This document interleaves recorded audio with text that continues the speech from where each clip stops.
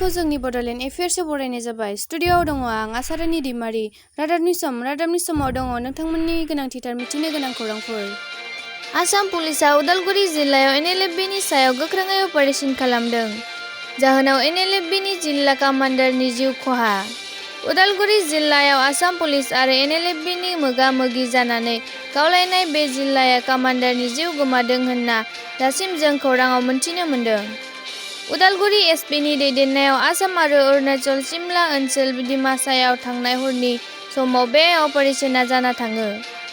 पुलिसआ फोरमायनानै होनाय बादिब्ला जिउ गोमानाय सुबुंखौ उदालगुरि जिल्लानि NLFB नि कामान्डार जयफ्रुस नार्जारि थामहिनबा N जोंखोल होननानै मिन्थिहोदों।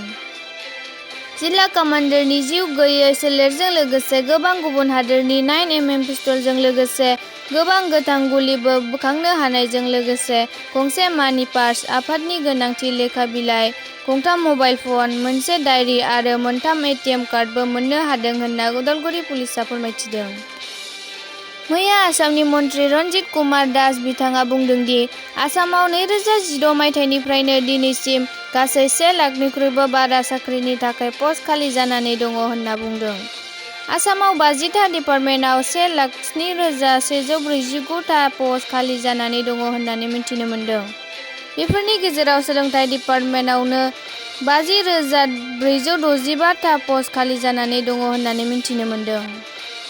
नर्थ इस्टनि गासैबो कलेजफोराव NCC खौ मोनसे इलेक्टिभ साबजेक्ट हिसाबै होनाय जासिगोन होननानै मैया फोसावनानै होबाय।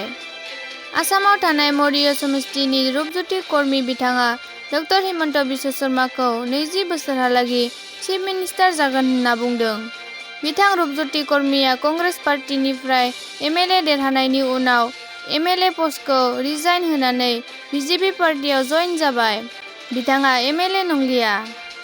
हिमाचल प्रदेशआव गोबां दैबाना जानानै 17 जन सुबुंफोरा गोमानानै दङमोन। बिसोरनि मादाव सासेया थैबाय आरो सा 7 खौ नागिरनानै मोनबाय। नाथाय 9 जनखौ दिनैसिम नागिरनानै मोनाखिसै।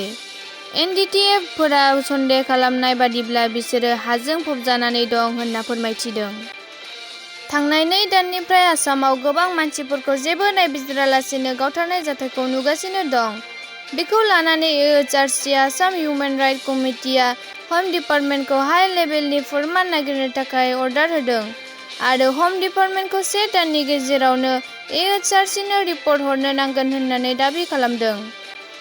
थारैनो खारनायनि थाखाय गावथारदों ना ओरैनो खारदों होनना गावथारदों बे बाथ्राखौ AHRC आ ह'म डिपार्टमेन्टनिफ्राय नागिरदों। नोंथांमोना जोंनि चेनेलखौ दासिमबो साबस्क्राइब खालामनानै लायाखैबा साबस्क्राइब खालामनानै लागोन।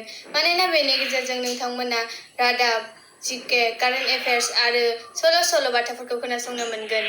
नोंथांमोननिसिम फिन गोजोननाय बावहरनानै दिनैनि रादाबखौ एसेयावनो दोनथ'बाय। गोजोन्थों।